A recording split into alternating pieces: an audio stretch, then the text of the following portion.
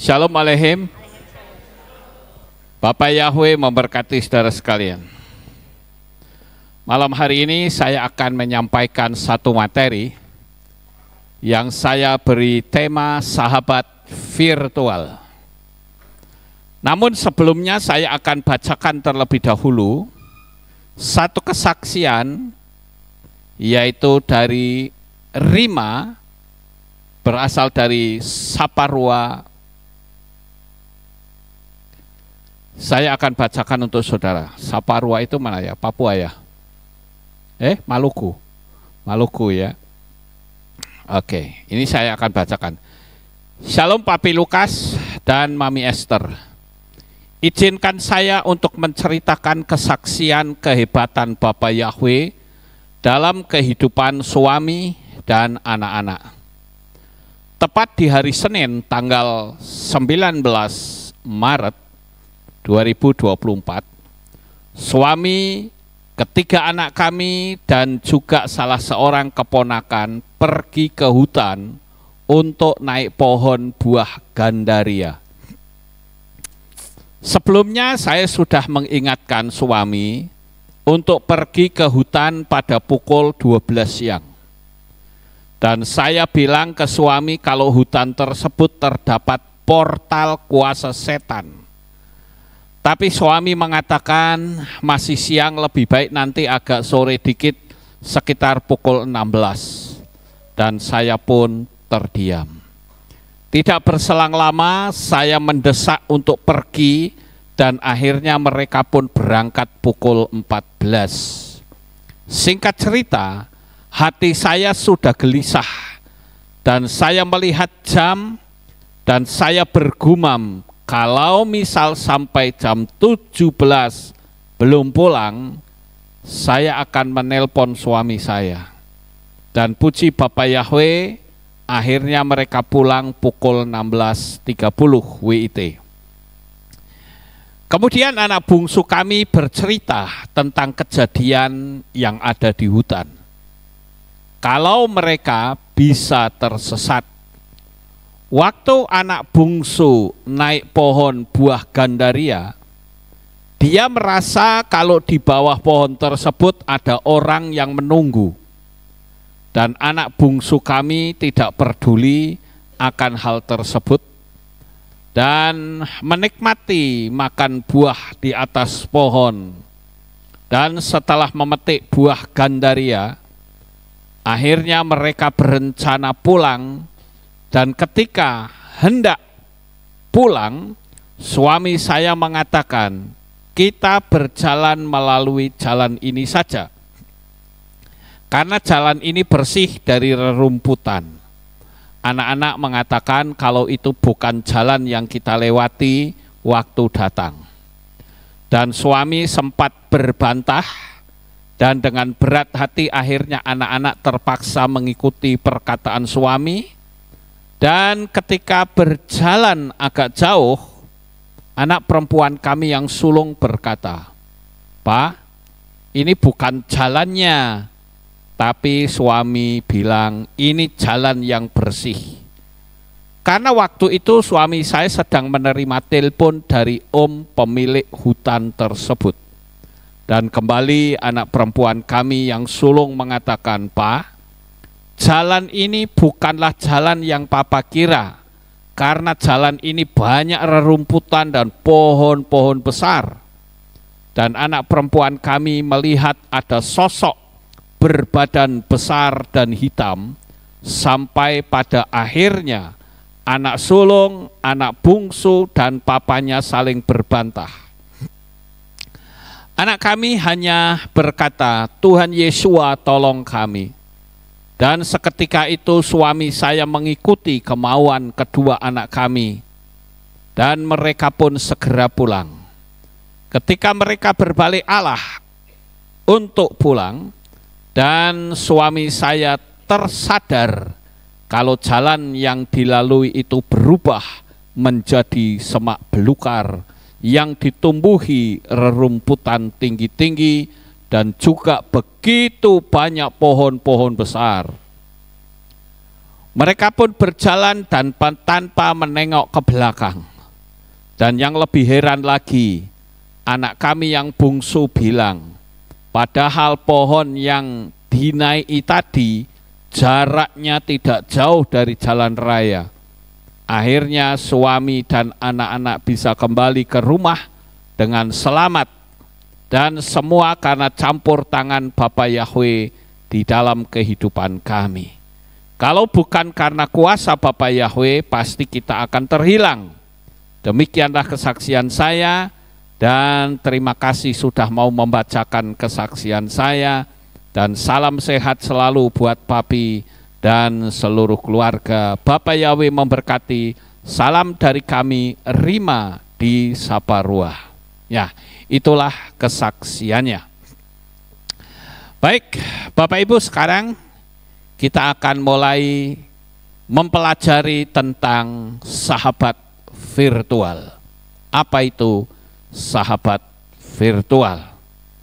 Saya berharap kita bisa mempelajari materi ini, karena yang ditakutkan materi ini dihapus, di take down. Saya tadi pagi mencoba untuk melihat channel saya, ternyata ada 8 video yang di take down oleh YouTube, saudara-saudara.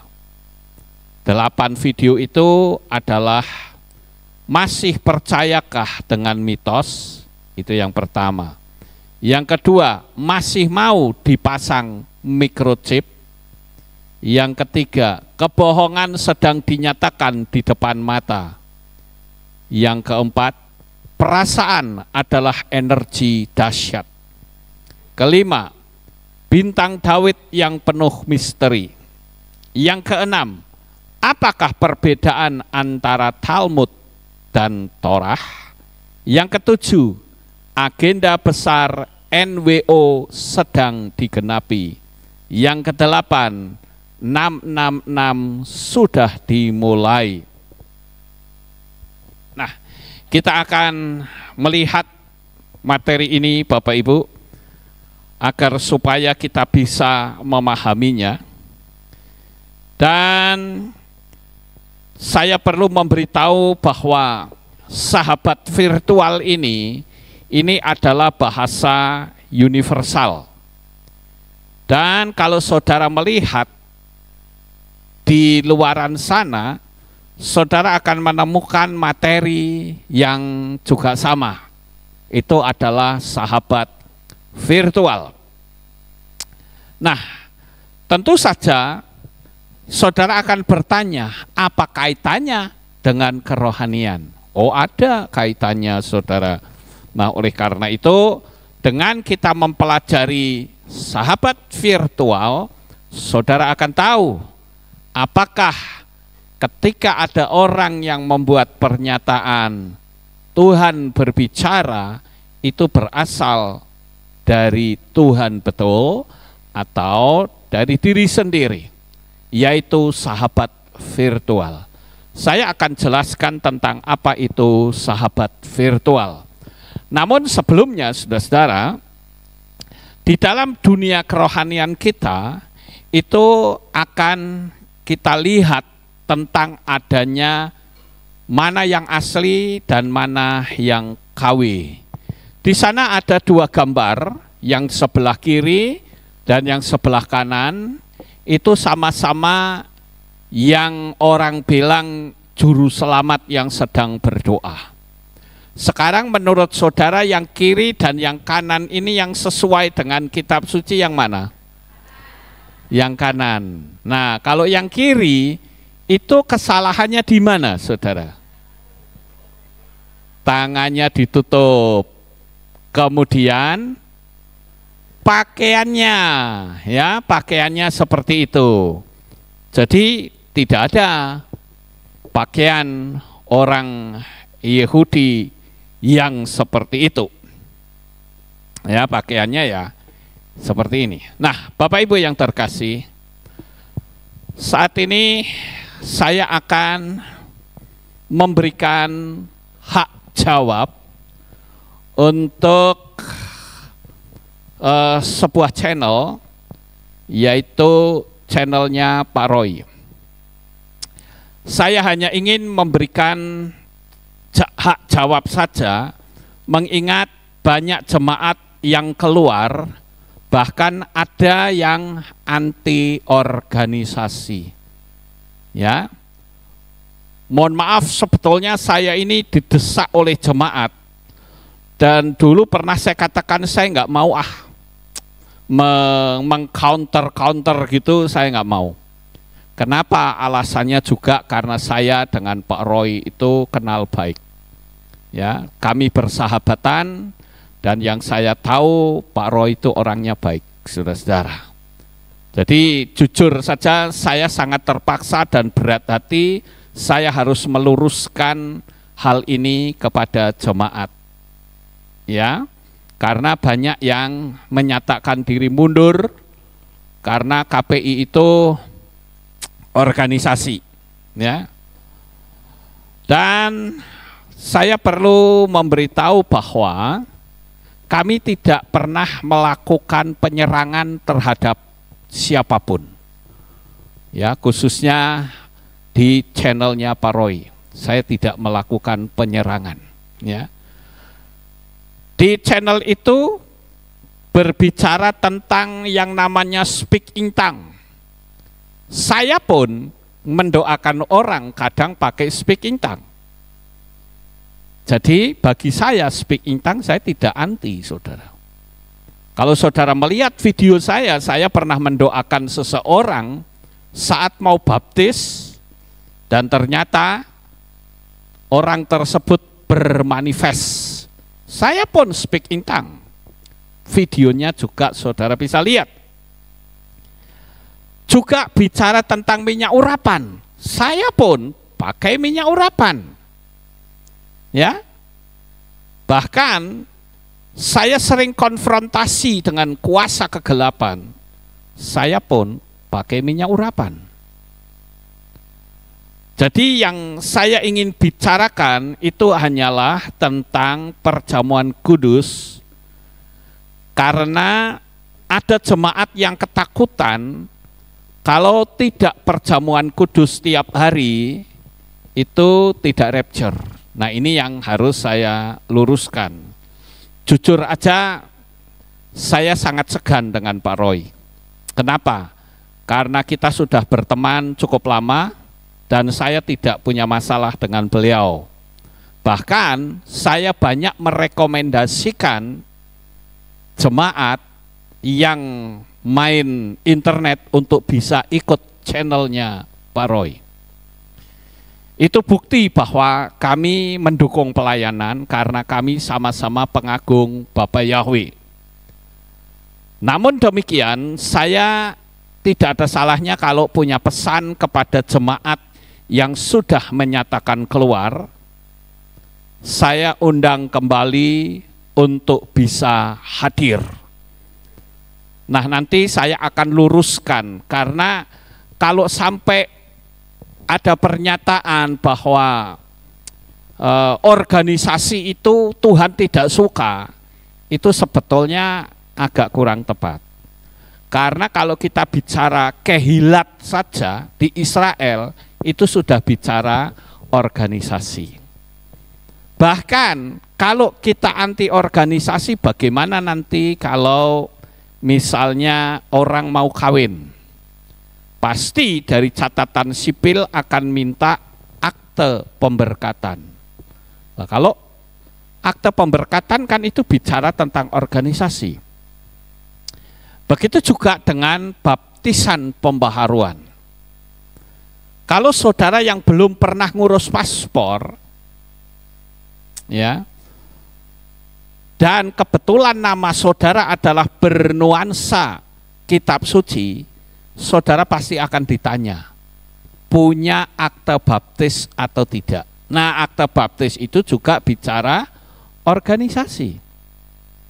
Jadi, Bapak Ibu, saya hanya akan meluruskan.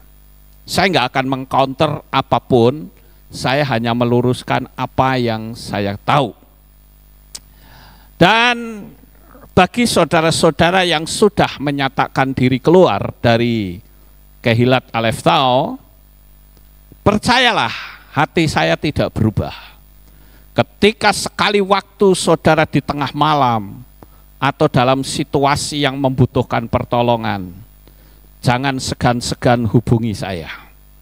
Saya akan tetap setia melayani.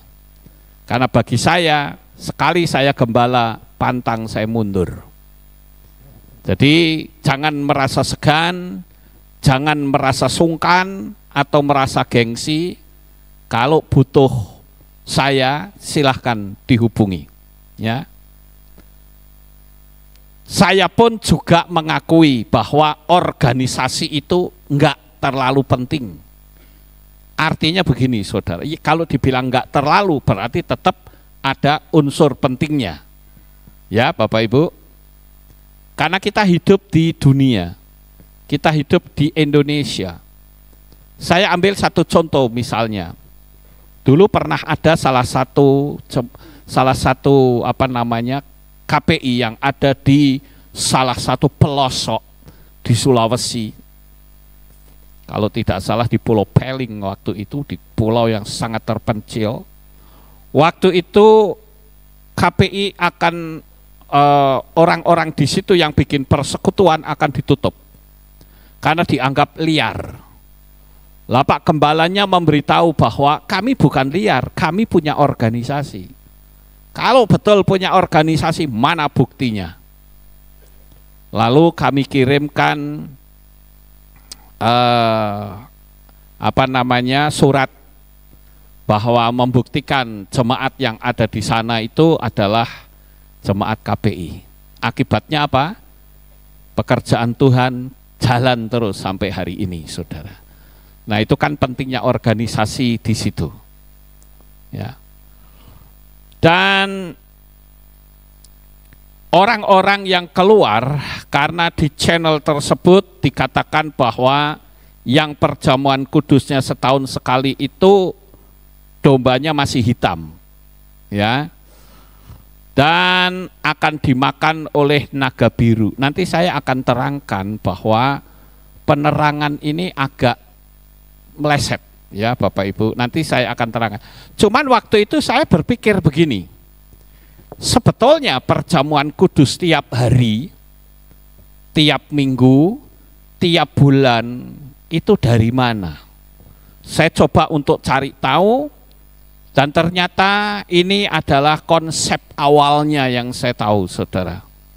Ini spirit perjamuan kudus ini sudah merambah ke pengagung Bapak Yahweh. Saudara tentu tahu ini dari gereja mana? Halo? Ya, dari Tiberias, saudara-saudara. Nah, ini yang mengagungkan perjamuan kudus dan minyak urapan. Ya. Itu yang saya ketahui, saudara.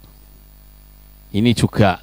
Nah, dari sinilah saya katakan spirit itu bergerak. Perjamuan kudus tiap hari. Mari kita lihat yang sebenarnya itu bagaimana. Saya tidak akan keluar dari jalur firman Tuhan. Karena saya tahu bahwa perjamuan yang seperti ini itu jelas bukan dari pola Ibrani. Kalau yang pola Ibrani pasti tertulis dalam kitab suci itu berapa kali dan berapa lama. Begitu ya. Nah, sekarang saya akan tunjukkan juga bahwa di dalam dunia kekristenan itu ada beberapa hal yang mirip tetapi keliru, saudara-saudara. Saya ambil contoh misalnya seperti ini. Mana yang asli, mana yang palsu, mana yang ori dan mana yang KW. Nyatanya orang di seluruh dunia tidak menyadari atau kurang teliti yang disebut serupa tapi tak sama. Mari kita lihat kebenaran ini, mana yang palsu, mana yang sesuai dengan kitab suci. Ini di sebelah kiri dan sebelah kanan. Yang menurut kitab suci yang mana? Yang kanan, Bapak Ibu ya. Kalau yang kiri jelas salah. Salahnya kembali yang pertama, pakaiannya itu bukan orang Yahudi pada zaman Yesua. Itu yang pertama. Dan yang kedua, mereka duduknya di meja dan kursi. Itu juga salah. Yang betul itu lesehan kayak begini. Ya, Bapak Ibu. Nah, kenapa kami merayakannya itu setahun sekali? Ada yang bilang, oh setiap hari. Betul, bukan salah. Nanti saya terangkan, saudara. Ya, saya buka di dalam kitab Wayikra atau Imamat 23 ayat 6. Saya ketik di sana. Dan pada hari ke-15 bulan itu, bulan apa, saudara? Halo, bulan apa? Bulan Nisan. Ya. Jadi tanggal 15 bulan Nisan itulah perayaan hari raya roti tidak beragi bagi Yahweh selama berapa? 7 hari. Lah ini tiap harinya di sini, saudara. Paham nggak? Jadi tiap harinya itu cuman 7 hari, bukan 365. Bukan. Sampai di sini paham nggak? Jadi kalau saya katakan saya setuju tiap-tiap hari, tapi tiap-tiap harinya itu selama 7 hari, di mana di hari raya roti tidak beragi. Nah, sekarang saya akan buktikan satu rujukan dari kitab Yobel. Nah, ini dia. Kitab Yobel pasal yang ke-49 ayat 6 sampai 8. Ini adalah merupakan bukti bahwa perayaan hari raya roti tidak beragi itu dirayakan selama 1 minggu. Itu orang tidak boleh makan yang beragi, saudara. Dan kami pun melakukan itu.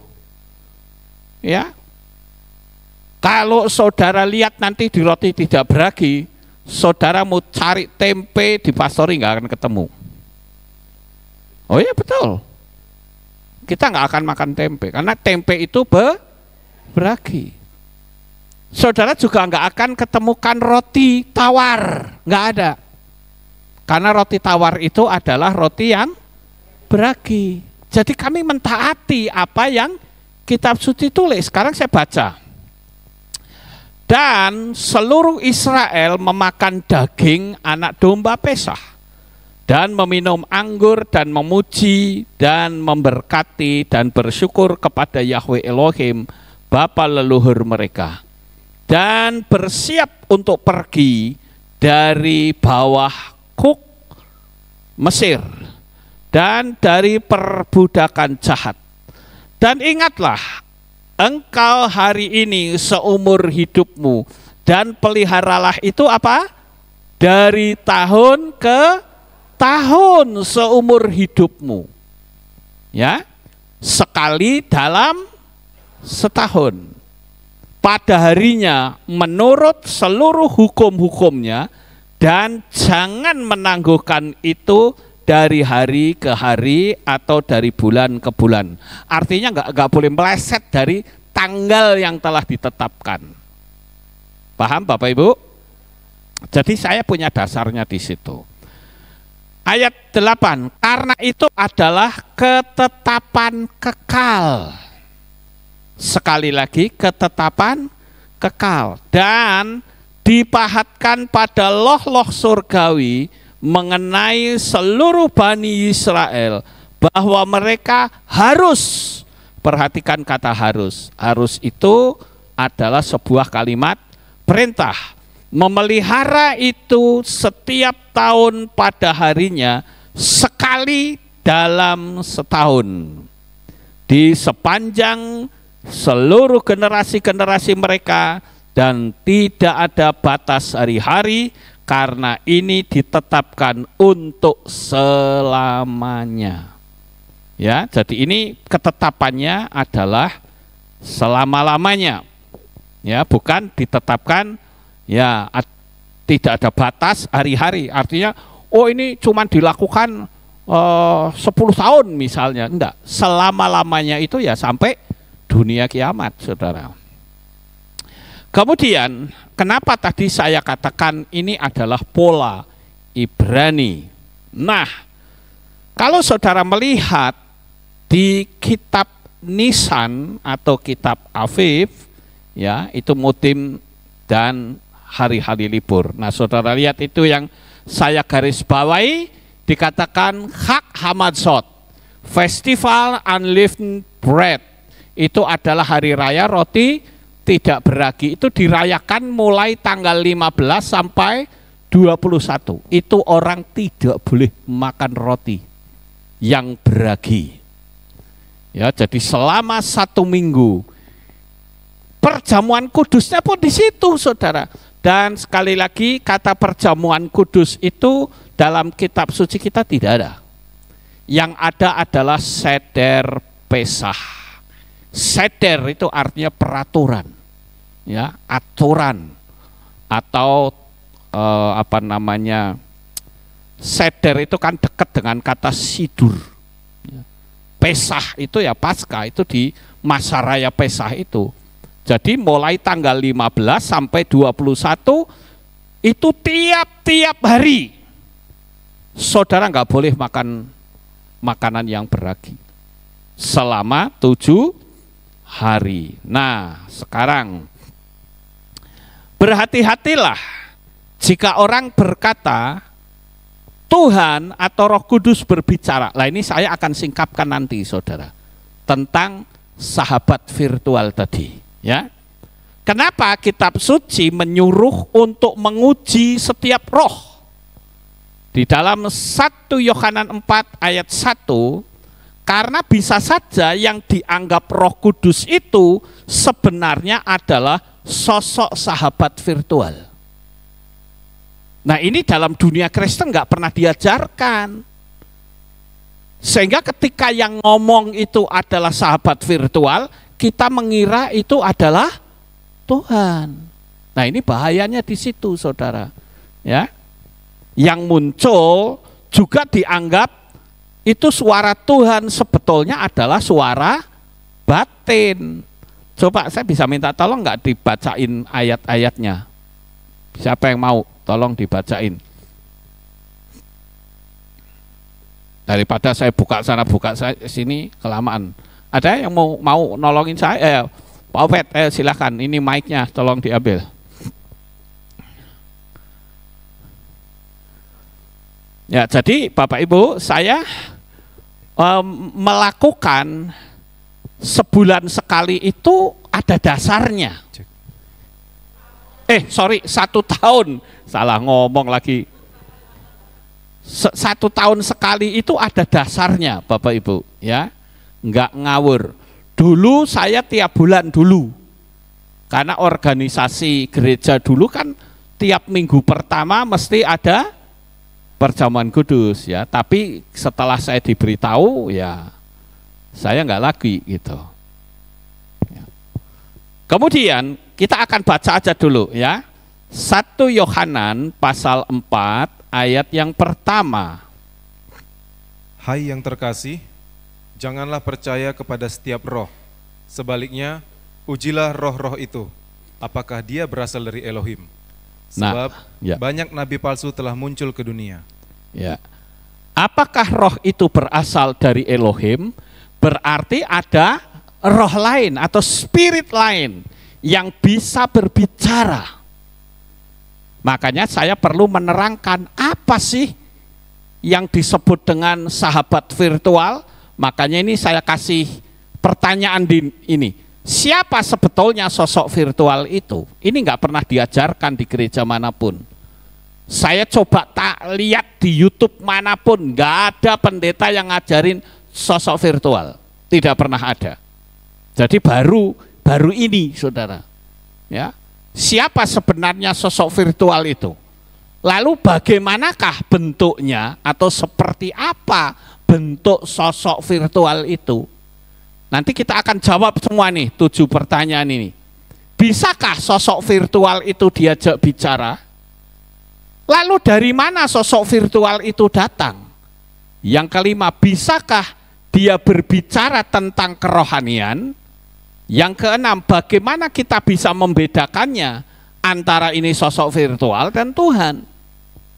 Apakah dia punya kehendak bebas? Nah, ini yang akan kita jawab, saudara. Silakan saudara cari di YouTube manapun, pengajaran ini tidak ada, saudara. Tapi saya ajarkan ini supaya saudara paham apa itu sosok virtual. Kemudian kita baca di dalam kitab Tehillim pasal 16 ayat yang ke-7. Mazmur 16 ayat 7. Aku akan memuji Yahweh yang telah menasehatiku. Hatiku juga mengajar aku pada waktu malam. Ya. Tehillim atau Mazmur, sorry tadi saya belum menerjemahkan. Tehillim atau Mazmur 16 ayat yang ke-7, di sana dikatakan apa? Hatinya menasehati. Nah, ini siapa ini sebetulnya? Itulah hati nurani. Dan banyak sekali orang-orang yang terkecoh di sini, saudara.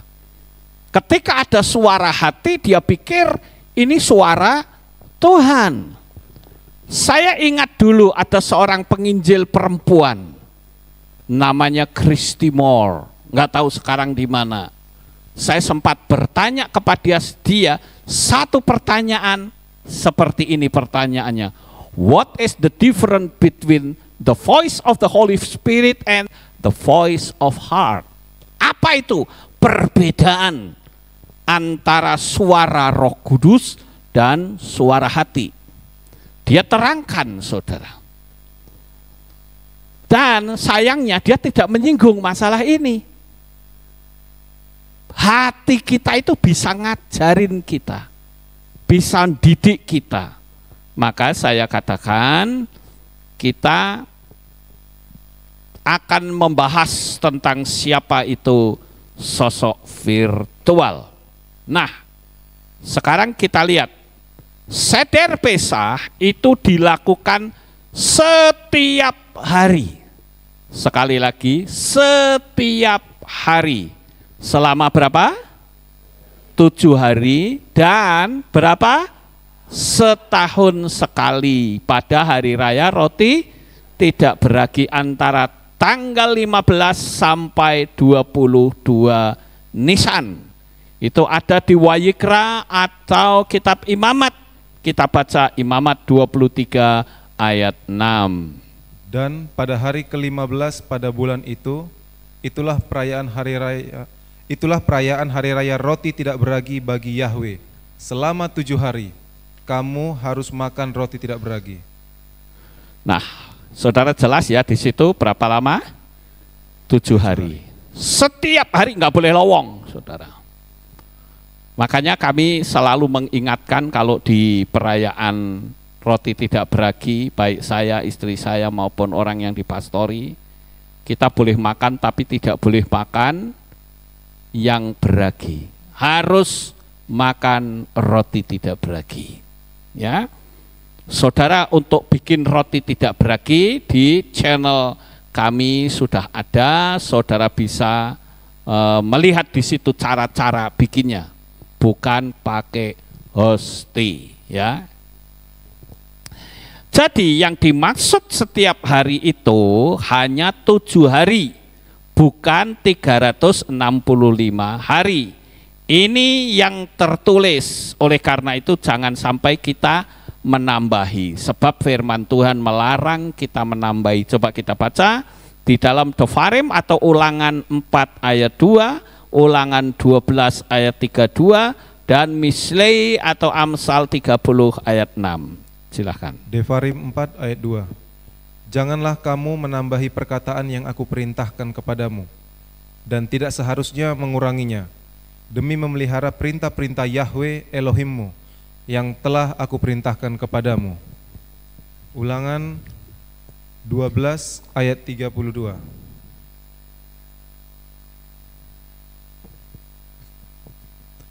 Segala hal yang aku perintahkan kepadamu, haruslah kamu pelihara hal itu dengan melakukannya.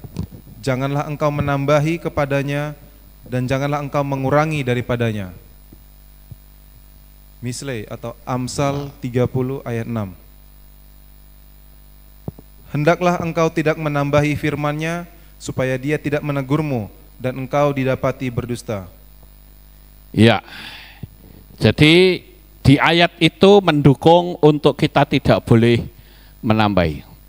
Jadi kalau dibilang perjamuan kudus setiap hari, enggak salah. Cuman salahnya itu ada di 365 hari. Sedangkan yang kitab suci tulis hanya 7 hari. Ini jelas tertulis ya Bapak Ibu. Jadi ini bukan karang-karangannya saya, bukan. Ya. Jadi ini saya luruskan. Kemudian perjamuan kudus setiap hari itu buktinya ada mujizat. Kan orang bilang begitu. Ya, pernah ada orang yang mengatakan, jika patokannya seperti ini, maka ini hanyalah kebenaran sepihak. Sama seperti orang yang tidak mau terima nama Yahweh. Karena di luar nama Yahweh juga ada mujizat. Padahal dalam kitab suci sudah ada formatnya.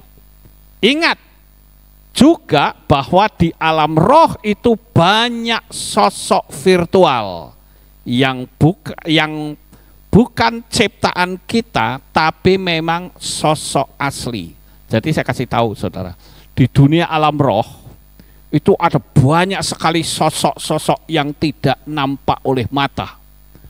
Baik itu sosok-sosok setan atau malaikat-malaikat yang telah jatuh, maupun malaikat-malaikat yang belum jatuh, maupun sosok virtual ciptaannya kita sendiri.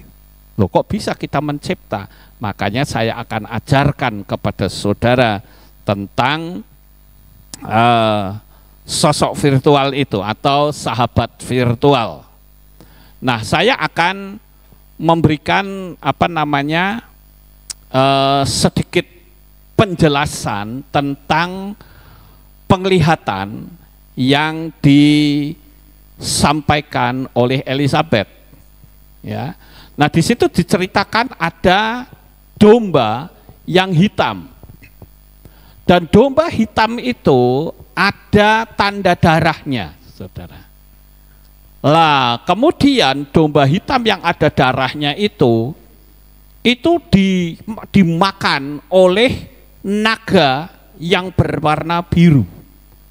Nah, dalam penerangan itu dikatakan naga itu kan warnanya merah harusnya. Kalau biru itu berarti Yahweh. Lah, saya agak sedikit terkejut saudara, karena Bapak Yahweh itu tidak pernah digambarkan sebagai naga, tidak ada. Mau warna merah, hijau, biru, kuning, naga, yaitu gambaran kuasa Satan. Nah, kita akan lihat terlebih dahulu ayatnya. Gilyahna 12 ayat 9 dan Gilyahna 20 ayat 2 atau kitab Wahyu. Gilyahna 12 ayat 9.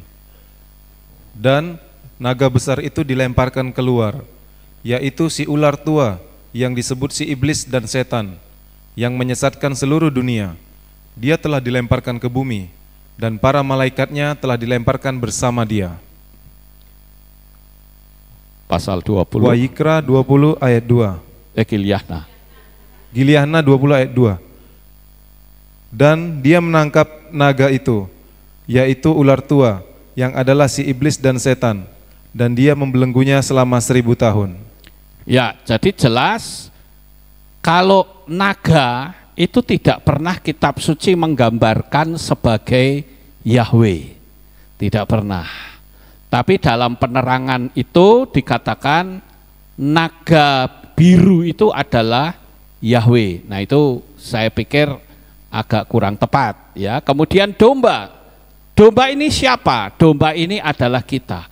Orang-orang goyim yang kalau di situ warnanya hitam bisa saja. Karena apa? Karena kita termasuk orang kafir, saudara. Tapi kita ini mendapatkan meterai dari darah anak domba Elohim. Makanya dalam penglihatan itu dombanya ada meterai darah. Nah, penerangan tentang domba yang termeterai darah itu benar yang dia katakan, ya. Coba kita baca Gilyahna atau Wahyu 12 ayat 11 dan 1 Korintus 7 ayat 23. Gilyahna 12 ayat 11. Dan mereka telah menaklukkannya melalui darah anak domba dan melalui perkataan kesaksian mereka. Mereka tidak menyayangi jiwa mereka bahkan sampai pada kematian. 1 Korintus 7 ayat 23. Kamu telah dibeli dengan suatu harga, janganlah kamu menjadi hamba manusia. Nah, kita telah dibeli dengan harga yang tunai. Ya, maaf saya pakai kata tunai, sebab kalau orang umumnya mengatakan dibayar dengan lunas, nanti kalau zaman sekarang konotasinya diangsur, ya dicicil jadi lunas ya. Tapi kalau saya menggunakan istilah tunai, tunai itu artinya dibayar secara cash, saudara. Jadi penerangan tentang domba ini itu benar, ya. Tetapi penerangan tentang naga yang disebut karena naganya biru itu adalah Yahweh, itu yang saya kurang sependapat ya. Kita akan coba buktikan supaya nanti tidak ada penyangkalan dari saudara-saudara yang lain ya. Kita buktikan bahwa penerangannya itu naganya biru itu simbol Bapa Yahweh. Kita putar. Elisabeth menyatakan dia melihat penglihatan domba hitam, ya, dengan cap, ya, cap meterai, ya, cap itu merah. Nah, cap merah itu darah Yeshua. Nah, itu lambangnya domba hitam. Itu adalah domba di mana orang-orang mereka yang percaya akan 1 tahun cuman minum perjamuan yang digembalakan oleh maksud saya ada di Kehilat yang percaya cuman minum perjamuan 1 kali 1 tahun, ya. Itu artinya.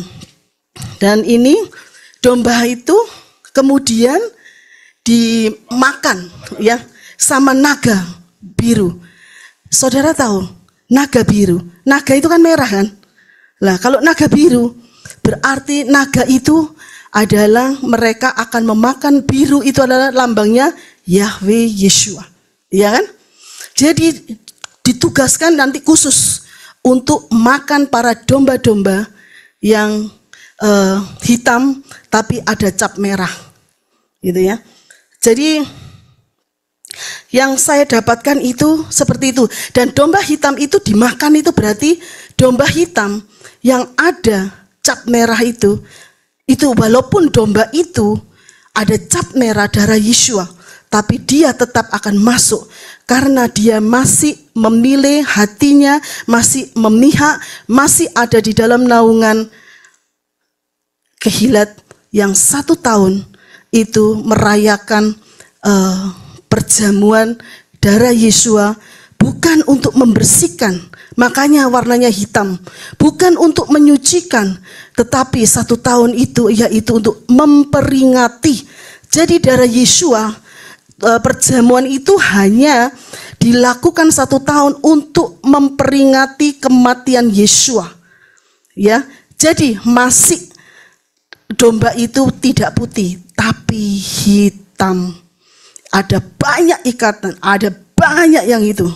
Nah, barang siapa yang ada di bawah naungan atau hatinya memihak atau tengah-tengah di sini seperti yang saya umpamakan Raja Saul dan Raja Daud. Bagaimana kalau kita posisi menjadi Yonatan? Apakah Yonatan masih tetap ikut bapaknya? Akhirnya mati konyol. Kalau dia semuanya ikut Daud, dia akan hidup. Di situ, jadi saya tidak akan memojokkan apapun ya. Ya puji Bapa Yahweh. Kalau misalnya semua akan kelak akhirnya memang ya untuk mempertahankan.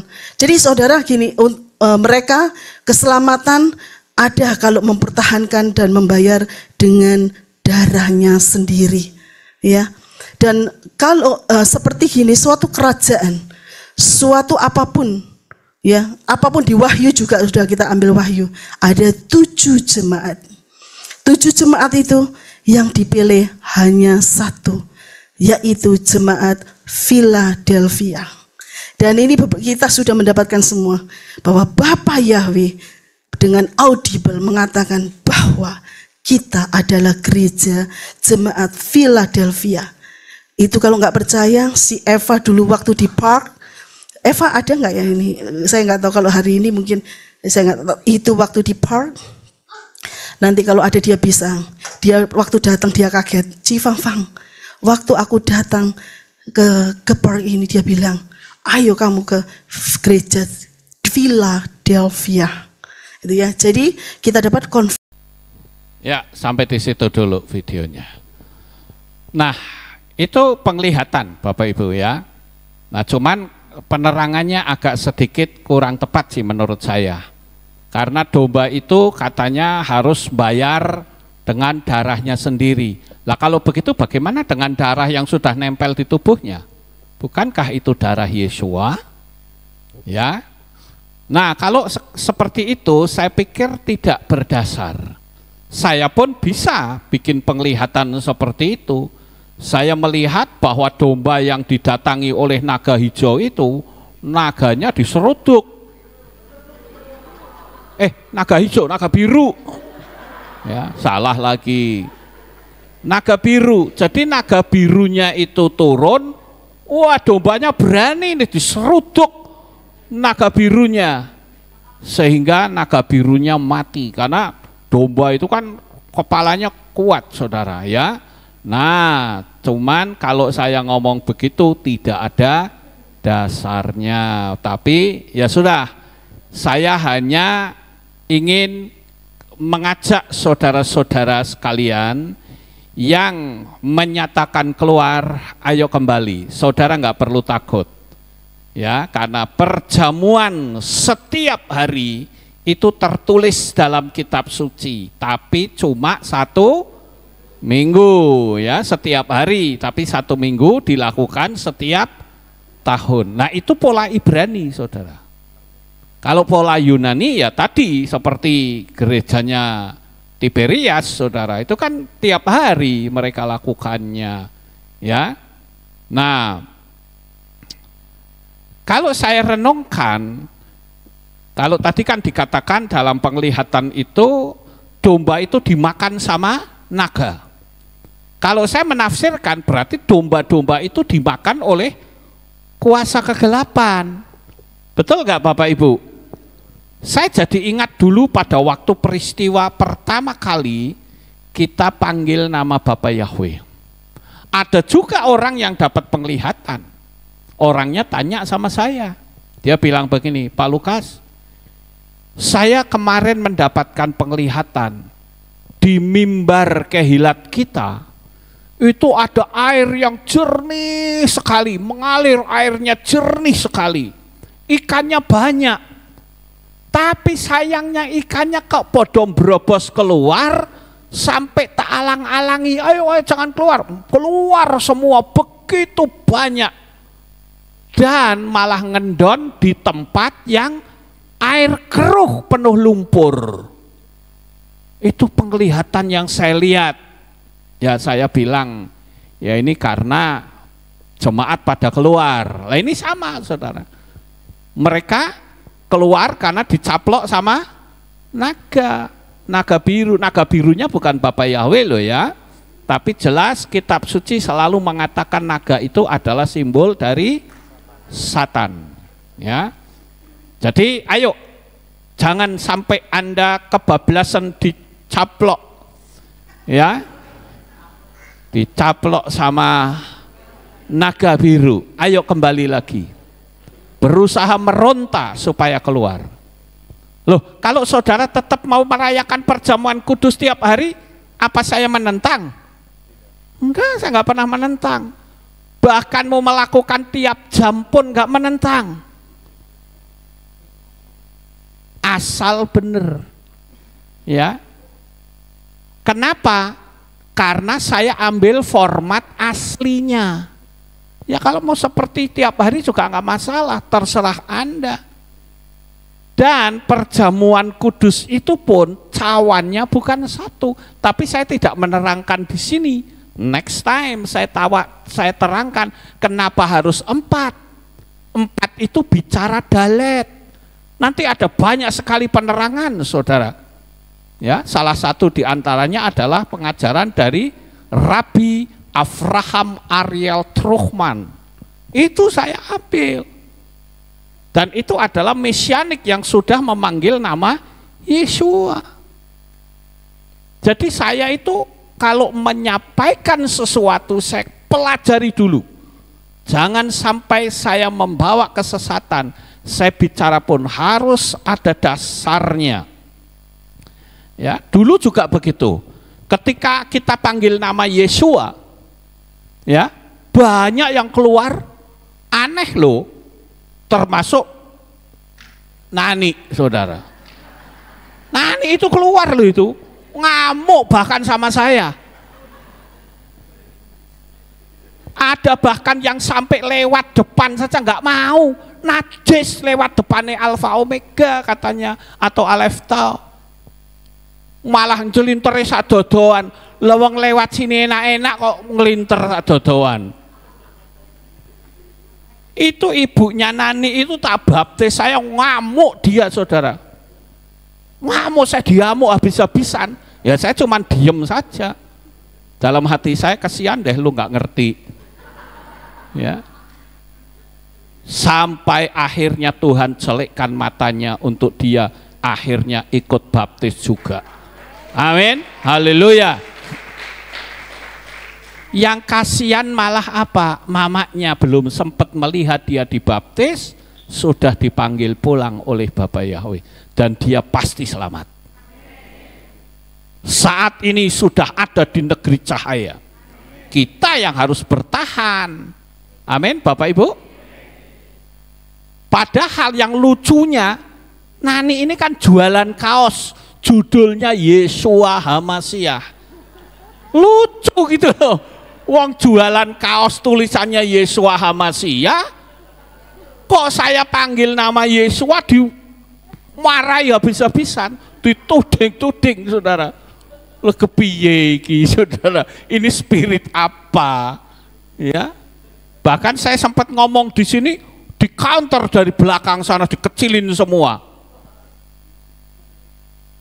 Nama Yesua keluar 27 orang.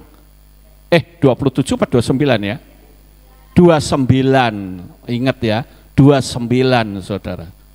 Mereka saya dudukkan. Saya bilang, wes bener kamu mau keluar dari sini? Iya, ya sudah. Saya bikin sakramen pembasuhan kaki, tak basuh kaki mereka, tak peluk kaki mereka, tak cium kaki mereka. Saya peluk, saya bisiki di telinganya. Kalau kamu di luar sana, kamu mengalami kesulitan, cari saya akan selalu ada untuk kamu. Karena saya menyadari, siapapun mereka yang meninggalkan tempat ini, tetap mereka ada di hati saya. Nah sekarang juga begitu, saudara. Pada keluar, pada mundurkan diri. Astaga, saya bilang, ngeri sekali ini. Ya. Nah, saya katakan bahwa hal ini harus kita pahami. Oke, untuk masalah ini saya hentikan sampai di sini. Sekali lagi, saya percaya video ini sekali waktu pasti akan sampai ke Pak Roy. Saya di sini mohon maaf kalau saya harus menyampaikan ini. Bagi saya, Pak Roy tetap sahabat saya. Bagi saya, Pak Roy itu orang baik. Ya, saya tidak pernah mengatakan Pak Roy begini, enggak. Saya ditanya orang seperti apapun, saya katakan Pak Roy itu orang baik. Saya tetap mengasihi. Saya juga mengasihi saudara-saudara semuanya. Ya. Cuman saya memang melakukan perjamuan kudusnya setahun sekali. Ya, nanti saudara bisa lakukan sendiri di rumah selama 7 harinya itu, enggak di sini tapi di rumah masing-masing. Ya, yang penting jangan makan roti yang beragi, enggak usah makan tempe juga, ya. Itu kami sudah lakukan bertahun-tahun, saudara. Jadi ini bukan karena adanya ini, no. Kami sudah melakukannya itu, sudah cukup lama. Saya dulu pernah ditegur oleh seorang pendeta Pantekosta, namanya Pak Max Asah. Itu pertama kali saya ditegur. Dia bilang gini, "Bror, you perjamuan kudusnya kapan?" Saya bilang, 1 bulan sekali Pak Max. Itu hari pertama. "You salah," dia bilang. "Oh ya? Masa salahnya di mana?" Nah, dia cuman katakan format aslinya setahun sekali. "Oh ya?" Saya hanya begitu. Saya nggak tahu jawabannya, saudara. Tapi setelah saya mempelajari, saya harus dengan rendah hati saya nyatakan setahun sekali. Dan saya cukup kagum dengan tim pelayan perjamuan kudus. Karena saya ingat waktu itu kalau nggak salah, kalau nggak Pak Roni, Pak Samuel itu datengin saya. Dia bilang gini, "Pak Lukas, nanti perjamuan kudus yang akan datang, kita sudah pakai seragam baru." Saya bilang, "Bulan depan tidak ada perjamuan kudus." "Kok begitu?" Saya katakan, setelah saya pelajari perjamuan kudusnya itu setahun sekali, saya sedikit terangkan, dan dia berkata apa? "Kalau itu sebuah kebenaran, saya tinggal nurut." Wow, luar biasa. Saya bahkan ingat almarhum Koh Ken Jun pernah nantang saya. Dia bilang gini, Papi punya pengajaran apa lagi? Saya siap untuk melakukannya." Wow, itu luar biasa, saudara. Di luaran sana kalau ada pengajaran baru, pendeta ketar-ketir. Di sini jemaat malah berani menantang, hebat sekali. Ya, nah ini, jadi saya sekali lagi mohon maaf kalau mungkin ucapan saya ini menyinggung Pak Roy bersama dengan timnya. Sekali lagi saya mohon maaf. Bapak Yahweh memberkati. Saya akan lanjut, saudara-saudara. Nah, pertanyaan-pertanyaan tadi saya jawab. Siapa sebetulnya sosok virtual? Ternyata semua orang bisa memiliki sahabat virtual. Dia tercipta dari pikiran alam bawah sadar. Di luaran sana orang menyebutnya guru gaib. Ada juga yang menyebutnya Jessica Method. Ya, itu metode Jessica. Ini saya bisa ceritakan satu-satu, tapi akan lama, saudara.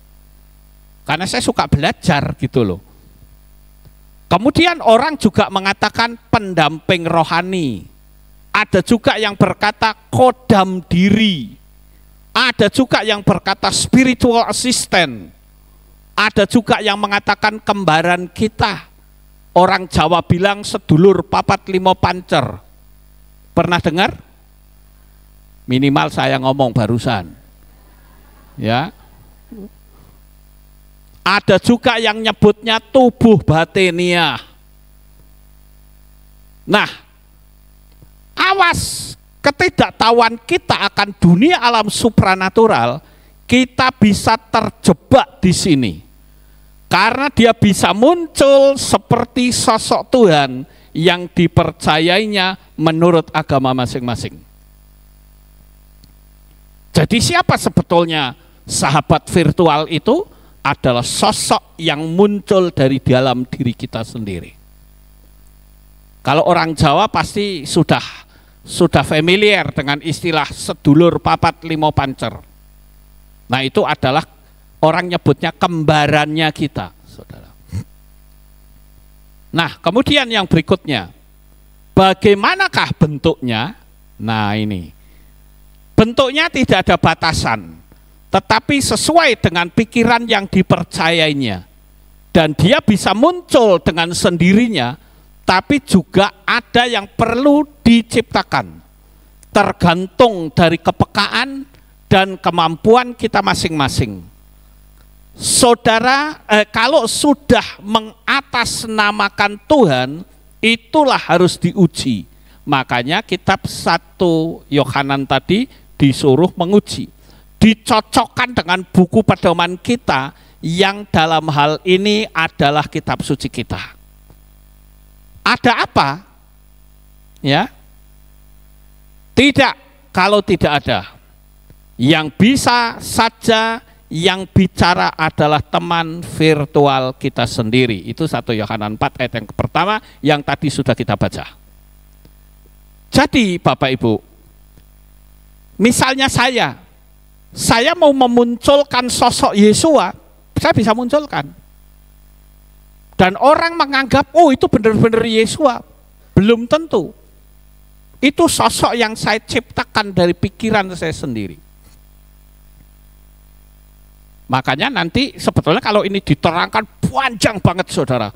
Sampai bagaimana cara kita bisa membedakan antara teman virtual atau sahabat virtual dengan benar-benar Yesua yang hadir. Karena kalau Yesua yang hadir, dia tidak akan melawan firman-Nya, nggak akan bertentangan. Dia tidak akan menabrak teologi Ibrani, tidak akan. Ya. Tapi kalau itu bukan Yesua, itu adalah sosok virtual yang muncul dari dalam diri kita nggak tahu. Kita anggap itu benar, ternyata itu hanyalah teman virtual kita. Sekarang yang ketiga, bisakah teman virtual itu diajak bicara? Bisa ternyata saudara, bahkan dia bisa membimbing kita. Tetapi dia tidak maha, artinya dia tidak maha mengetahui. Dia tetap terbatas seperti kita, beda dengan Yesua. Tidak maha artinya terbatas, sekalipun berada di alam yang tidak nampak. Karena dia bukan Tuhan, makanya terbatas. Nasihat Yohanan ini sangat penting kita benar-benar perhatikan agar kita tidak tersesat, karena kita pikir itu yang bicara adalah Tuhan, tapi sebenarnya adalah sahabat virtual kita. Ingat Bapak Ibu, mereka bisa berbicara, mereka bisa memiliki kehendak bebas. Saya tentu malam ini tidak bisa mengajarkan bagaimana polanya. Yang orang tahu kan seolah-olah itu muncul dengan sendirinya, itu Tuhan. Padahal itu yang muncul adalah teman virtual kita. Tapi next time saya akan terangkan ini lebih dalam lagi. Karena ini menyangkut dunia alam supranatural. Sekarang pertanyaannya, dari mana dia datang? Dari pikiran kita. Dia bahkan bisa kita suruh-suruh. Karena dia sudah ada sejak kita lahir. Nah, coba kita baca ayatnya saudara.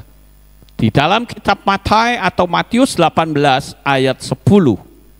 Waspadalah, janganlah merendahkan seorang dari mereka yang kecil ini. Karena aku berkata kepadamu, bahwa malaikat-malaikat mereka di surga senantiasa memandang wajah Bapakku yang di surga.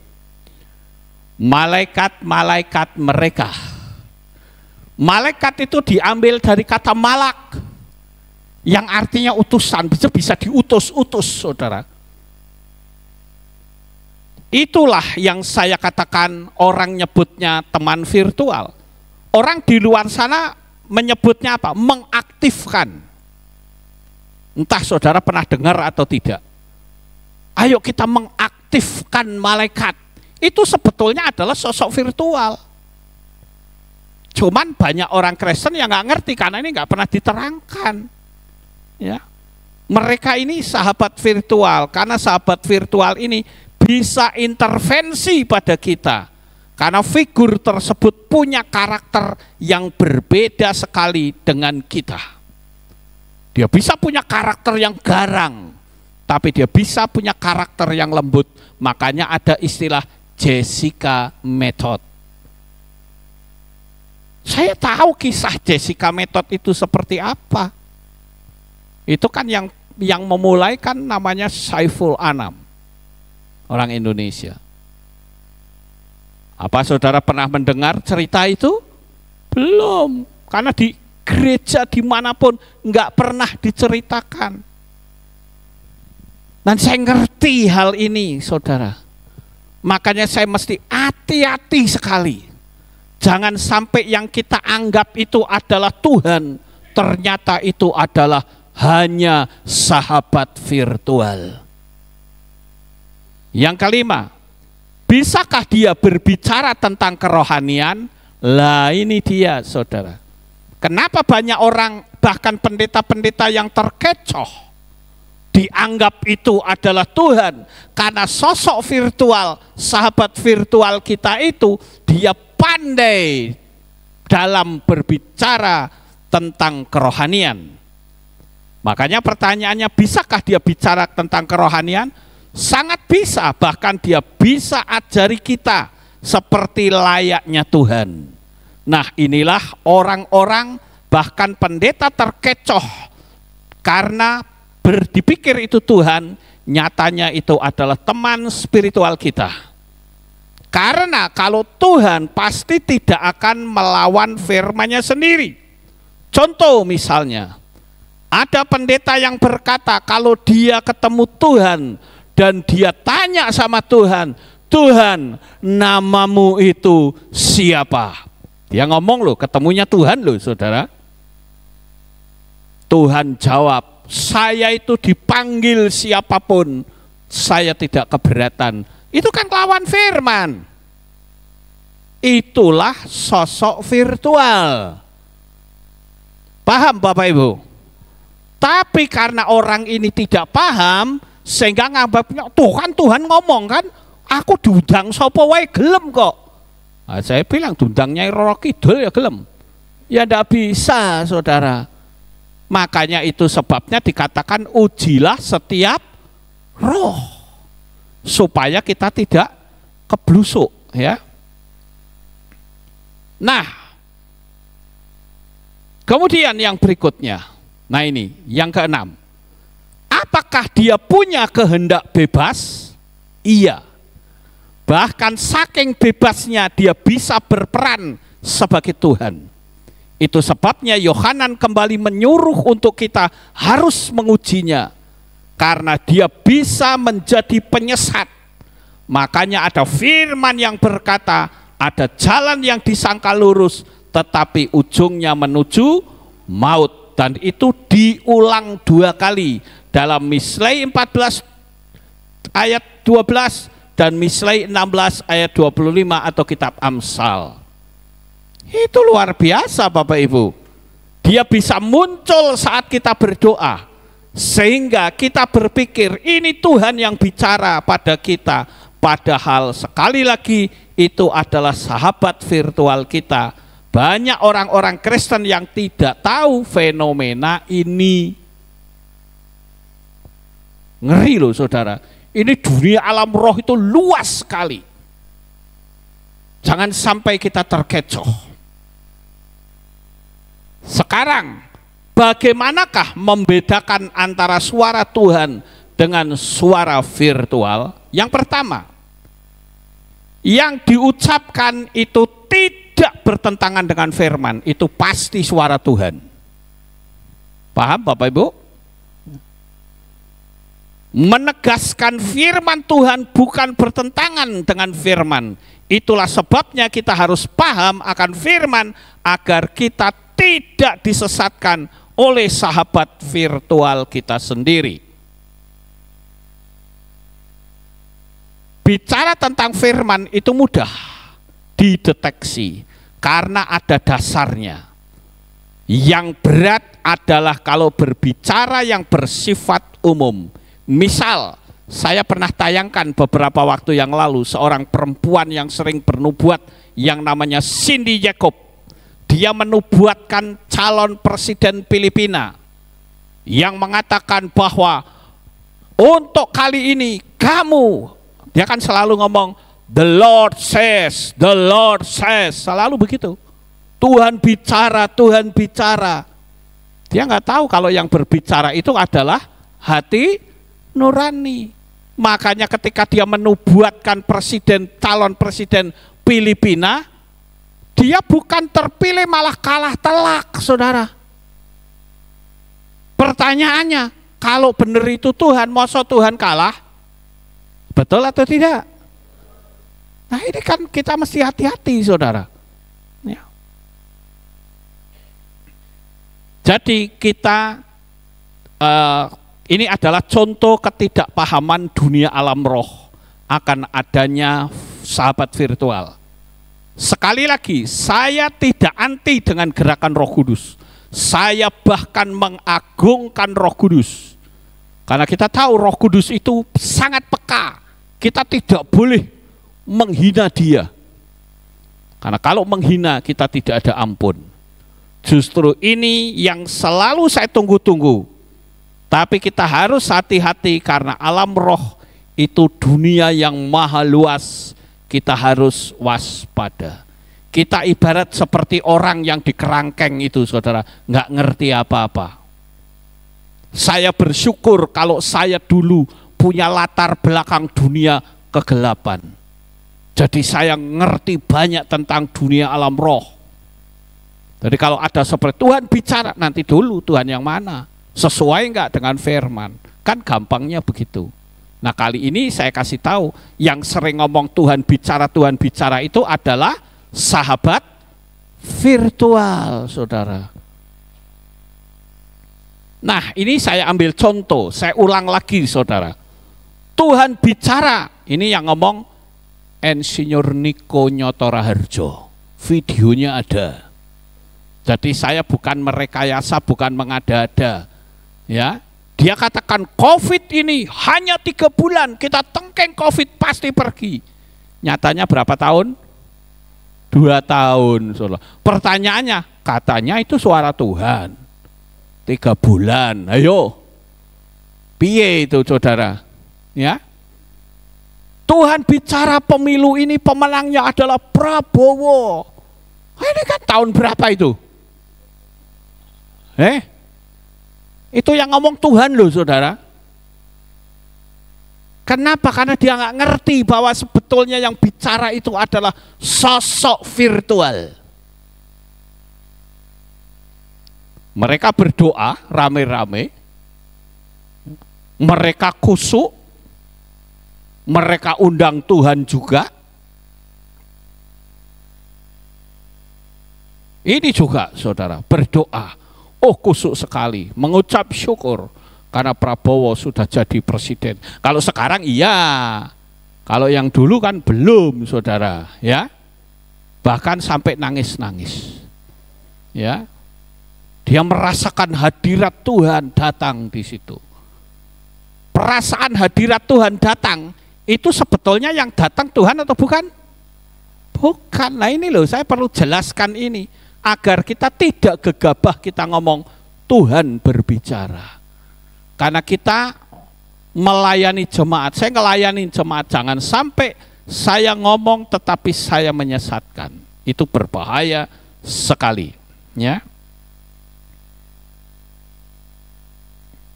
Kemudian yang berikutnya. Disinilah kenapa banyak pendeta yang gagal paham. Karena menganggap itu dari Tuhan. Sehingga sekalipun tidak ada dalam kitab suci, ya main terima saja. Dan yang berbahaya lagi adalah bukan untuk diri sendiri, tetapi dibagikan pada orang lain. Apalagi didukung dengan hubungan pertemanan secara psikologi akan sangat mudah masuk. Saudara tahu ini gambarnya siapa? Leah Eden. Apa dia tidak mengatasnamakan Tuhan? Ayo, bahkan dia sendiri ngaku, akulah juru selamat. Ayo. Dan pengikutnya ada, saudara. Ya. Ada lagi pendeta yang bilang, aku ketemu Bapak Yahweh. Tapi waktu dia sudah turun ke dunia, campur-campur. Saya jujur, saya belum pernah ketemu Bapak Yahweh. 1 menit pun belum pernah. Tapi kalau urusan nama kudus Bapak Yahweh, saya radikalnya luar biasa. Dan saya tidak mengenal rasa takut, saudara. Apalagi kalau sudah ketemu Bapak Yahweh, berarti nyalinya bisa 10 atau 20 kali lipat dari saya. Betul gak kira-kira? Nah itu dia. Itu. Makanya perempuan ini disebut false prophet. Ya, nabi palsu, saudara.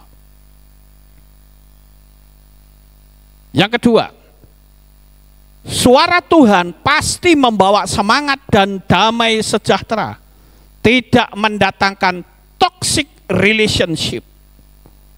Ya, toxic relationship itu artinya apa? Saling bermusuhan. Loh, kita ini sesama pengagung Bapak Yahweh loh. Kok hanya masalah perjamuan kudus kok saling bermusuhan? Kita malu di hadapan Tuhan, di hadapan orang-orang. Mereka tepuk tangan tuh, lihat pengagung Bapak Yahweh terpecah-pecah masalah perjamuan kudus. Piye saudara, ya? Kemudian jadi tukang fitnah yang tidak bisa dibuktikan apa yang diucapkannya. Itu dosanya lebih dari orang yang difitnahkan. Saya tahu saya difitnah orang banyak, si A, si B, si C, dikira saya nggak tahu. Tahu, saya diemin aja. Kenapa saya diem? Karena saya sudah memproteksi diri. You fitnah saya kena ranjau, hanya itu saja. Saya marah? Tidak. Kamu mau fitnah saya model seperti apapun, terluka kegores sedikit pun tidak, saudara. Karena saya sudah sangat kebal. Saya difitnah seperti apapun, saya nggak akan marah. Ya. Nah ini saya lanjut ya. Dikira suara Tuhan ternyata itu suara hati. Karena suara hati itu bisa ngajarin kita. Tadi ayatnya ada, Mazmur 16 ayat 7.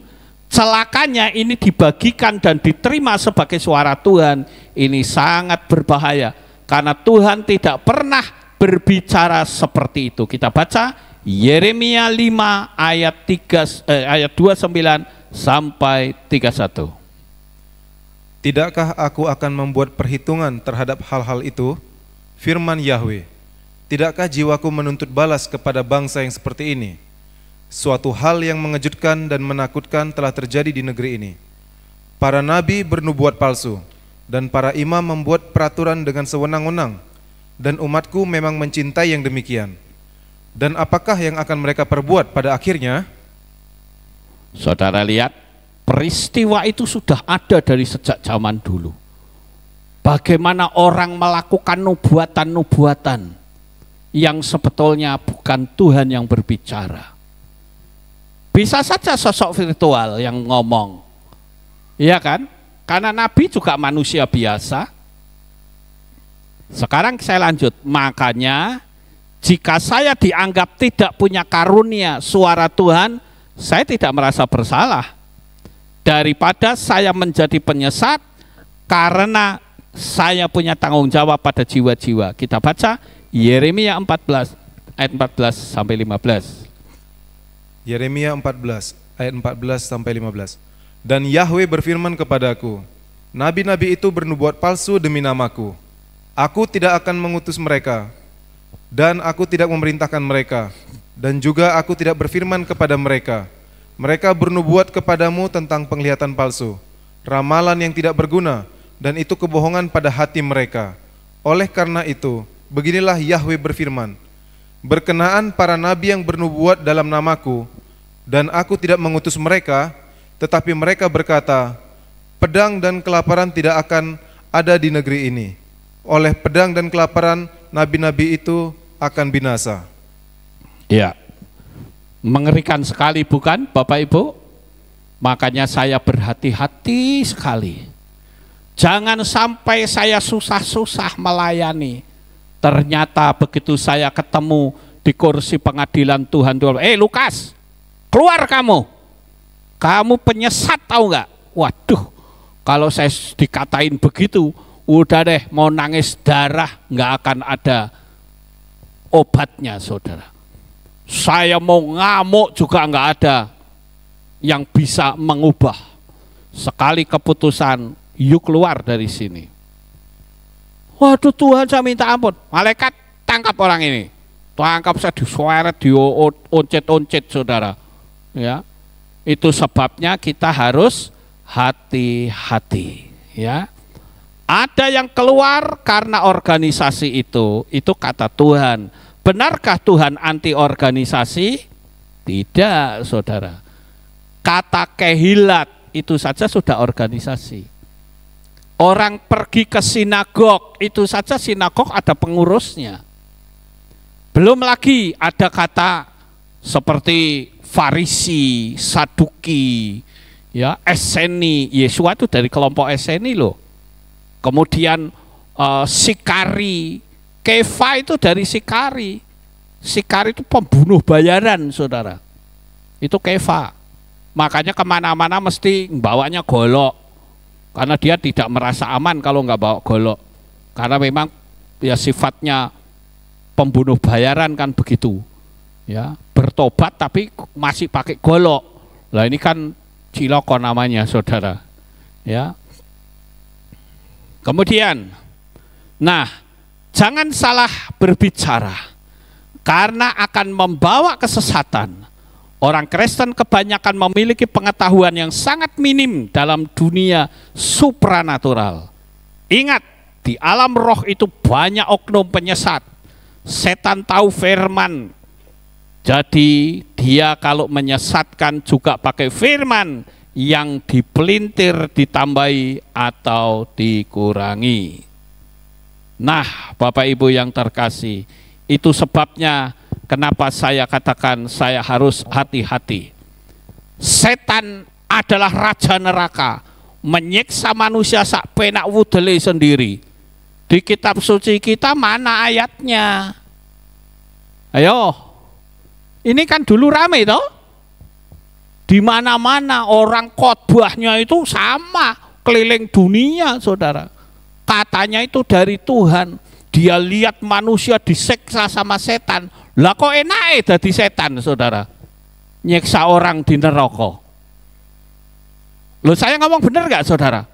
Sudah di dunia nyeksa orang, di neraka nyeksa orang lagi. Enak jadi setan. Padahal kitab suci justru mengatakan setanlah yang terseksa. Terseksa siapa? Terseksa oleh keadaannya sendiri. Buku-buku ini memang saya harus akui banyak orang yang bertobat karena ketakutan melihat seperti itu. Tapi itu bohong. Setan tidak pernah menyiksa manusia di neraka. Satu ayat pun tidak ada. Tunjukkan ayatnya sama saya. Nggak ada, saudara. Apalagi nyiksanya pakai setrika, cap jago sisan. Emangnya ada pabrik setrika cap jago? Iya kan? Lo ada itu di komik itu ada loh. Ngeri loh, saudara. Ini penyesatan yang luar biasa. Ini kan kayak film Rambo, tahu film Rambo? Yang main itu Sylvester Stallone. Badannya gede itu. Ya. Orang-orang Vietnam musuhnya, sikat habis. Padahal aslinya Vietnam waktu perang sama Amerika yang menang siapa? Vietnam. Lala kurang ajar, saudara. Wong sing menang Vietnam kok sekarang dibalik. Itu kan pembohongan publik, saudara, namanya. Amin. Hati-hati kita. Jadi saya katakan kita mesti lebih berhati-hati. Nah, ini juga. Pernah kan saudara lihat gambar-gambar kayak begini di mana-mana dalam dunia Kristen? Ayo, bener enggak? Siapa yang memulai gambar ini? Saya cari belum ketemu, saudara. Tapi anehnya spiritnya sama. Ini kan berarti kain kafan Yesua dicantelkan lagi. salibnya diberdirikan lagi. Padahal kitab suci mengatakan kain kafannya masuk kubur. Betul nggak Bapak Ibu? Buat nutupin jenazah Yesua. Sementara salibnya tidak diberdirikan. Jadi kalau begini, ini ide dari siapa? Benarkah ini sesuai dengan kitab suci? Tidak. Tapi kenapa anehnya banyak yang pasang seperti ini dan enjoy saja? Ayo, benar apa tidak? Di banyak gereja kan pasang begitu. Berarti kan image kita, oh Yesuanya mati, ditaruh di kuburan, kain kafannya joko cantel ke meneng di atas. Loh, betul atau tidak? Iya tuh. Tapi faktanya kan bukan begitu. Ini kan gambar rekayasa yang ngawur, saudara. Makanya saya katakan, hati-hati di akhir zaman ini. Kita di zaman akhir tinggal selangkah lagi. Apakah saya menolak pengajarannya Pak Roy tentang perhitungan semita? Tidak. Saya katakan menurut hitungan itu betul 100%. Itu justru menjadi acuan bagi kita. Bisa saja Yesua datang di tahun yang telah ditetapkan, tapi bisa saja dia datang nanti malam untuk saya pribadi. Bisa atau tidak? Bisa. Saya berpikir, wah tahun itu Yesua datang. Nanti malam Tuhan bilang, Lukas, pulang kamu. Enggak Tuhan, aku tak tunggu pengangkatan saja. Enggak bisa, saudara. Kalau Tuhan sudah bilang, pulang ya pulang sekarang. Amin. Jadi saya tidak menolak. Dan itu bagus menurut saya. Karena ada perhitungan tahun Semitah. Dan itu betul perhitungannya. Karena saya sudah melihat. Tapi kalau nyatanya nanti mundur bagaimana? Ya bersyukur. Karena Tuhan masih kasih kesempatan sama kita. Amin. Kalau maju, luwe cepet, luwe apik. Kita bisa ibadah di kehilat yang maha sempurna. Amin. Tapi patokan tahun itu kita harus waspadai. Paham Bapak Ibu? Jadi ini yang saya bisa sampaikan. Biarlah Bapak Yahweh senantiasa, masih ada lagi enggak? Tidak ada ya. Biarlah apa yang saya sampaikan ini menjadi berkat. Sekali lagi, saya mohon maaf untuk Pak Roy kalau misalkan apa yang saya sampaikan ini enggak bikin hati Bapak menjadi nyaman. Ya, saya mohon maaf. Bapak Yahweh memberkati, sukses besar untuk saudara sekalian. Haleluya. Kita tunduk kepala, kita berdoa. Terima kasih Bapak Yahweh. Selesai sudah apa yang saya sampaikan tentang sahabat virtual, biar pengetahuan kami menjadi semakin luas dan kami lebih berhati-hati dengan sosok-sosok yang muncul yang tanpa kami ketahui. Dan ternyata itu adalah sahabat virtual kami. Terima kasih ya Tuhan, meteraikan firman ini di dalam hati kami semua. Terpujilah Engkau di dalam nama Adonai Yeshua HaMashiach, Juru Selamat kami yang ajaib. Kami sudah berdoa dan mengucap syukur. Semua yang percaya berkata, amin. Haleluya. Kita akan dengar pengumuman. Shalom. Berjumpa kembali dalam Aleph Tau Update News. Berikut kami sampaikan pengumuman minggu ini. Hadirilah perayaan Purim Anak pada hari Minggu 31 Maret 2024 pukul 9 pagi di Kehilat, menggunakan dress code baju pesta. Ada perjamuan kasih. Anak-anak diharapkan bisa membawa makanan kecil seharga Rp10.000. Hadirilah hari raya yang telah ditetapkan oleh Bapa Yahweh, Hari Raya Pesah, pada hari Senin 22 April 2024 pukul 6 sore dengan tema Hidup dalam Kebenaran Yahweh.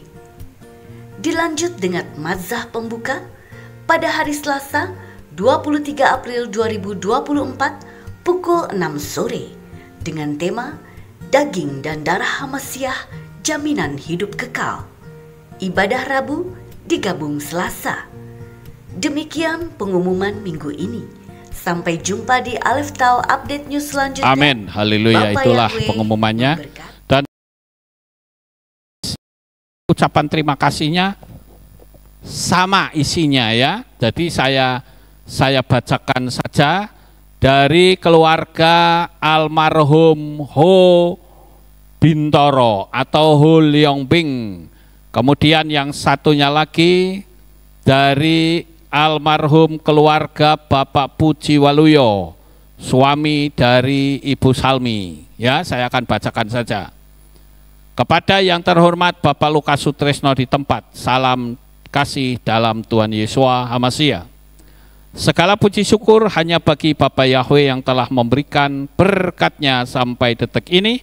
Kami atas nama keluarga almarhum Puji Waluyo, suami dari Ibu Salmi, dan juga almarhum Ho Bintoro atau Ho Leongbing, mengucapkan banyak terima kasih kepada Bapak Lukas Sutrisno dan seluruh jemaat Kehilat Alif Tau yang telah memberikan waktu, tenaga, materi, dan perhatiannya selama proses pemakaman suami Papa kami dari awal sampai berakhirnya proses pemakaman. Kiranya melalui pelayanan yang telah diberikan bisa menjadi berkat bagi kita semua. Demikian ucapan terima kasih ini kami sampaikan. Shalom, Bapak Yahweh memberkati. Amin. Ya, inilah ucapan terima kasih yang sudah saya bacakan, dan kita akan akhiri kebaktian kita pada malam ini. Saya mengundang Bapak Ibu Saudara yang terkasih, kita bangkit berdiri dan kita akan tutup dalam doa. Terima kasih Bapak Yahweh, selesai sudah ibadah kami dari awal, pertengahan, sampai pada akhirnya. Sebentar lagi anak-anak-Mu akan pulang ke rumah mereka masing-masing. Jaga, lindungi, peliharakan mereka sampai di rumah dengan selamat. Pertemukan kembali pada jam-jam ibadah mendatang di dalam ikatan tali kasih-Mu. Amen. Terima kasih ya Bapak Yahweh, inilah doa syukur yang kami naikkan kepadamu. Di dalam nama Adonai Yeshua HaMashiach, Juru Selamat kami yang ajaib, kami sudah berdoa dan mengucap syukur. Mari kita angkat tangan kita dan kita akan menerima berkat Kohanim. Haleluya. Yevarecheka Yahweh wa yishmereka.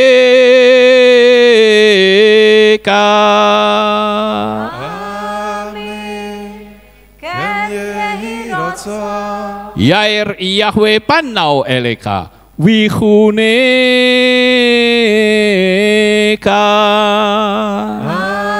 Amen. Ken Yehirotsa. Yesa Yahweh panau eleka wa yashem lecha shalom.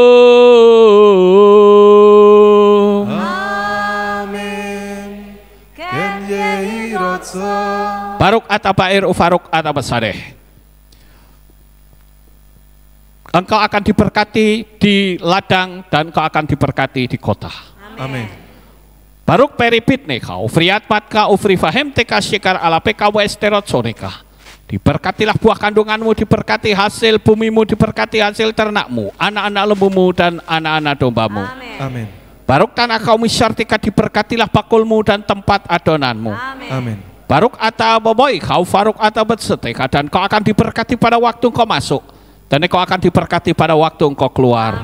Amin. Baruk ata Yahweh Elohenu melek haolam, besem Yeshua HaMashiach beruah hakodes kile olam faed. Kami sudah berdoa dan mengucap syukur. Haleluya. Amin.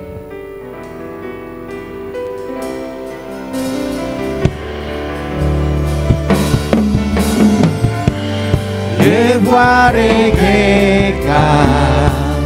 we yishmereka. Yevarecheka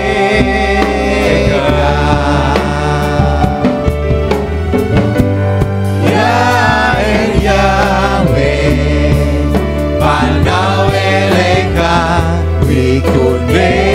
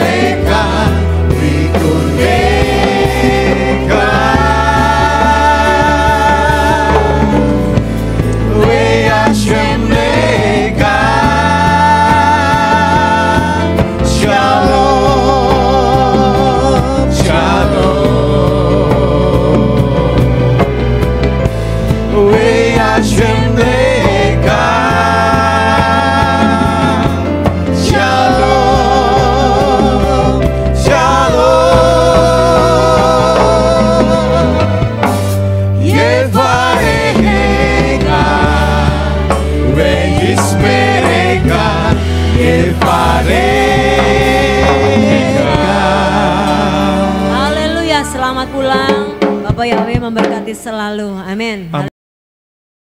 Terpujilah Bapa Yahweh yang Maha Kuasa.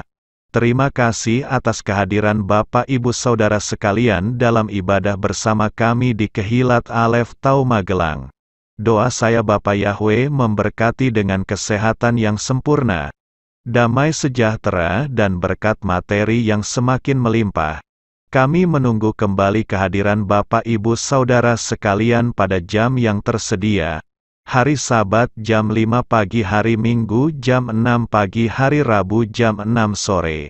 Siap sedialah sebagai mempelai Hamasiah untuk menyambut kehadiran mempelai pria kita yaitu Adonai Yeshua Hamasiah di awan-awan yang permai. Amen lehitraot. Shalom, sampai jumpa kembali.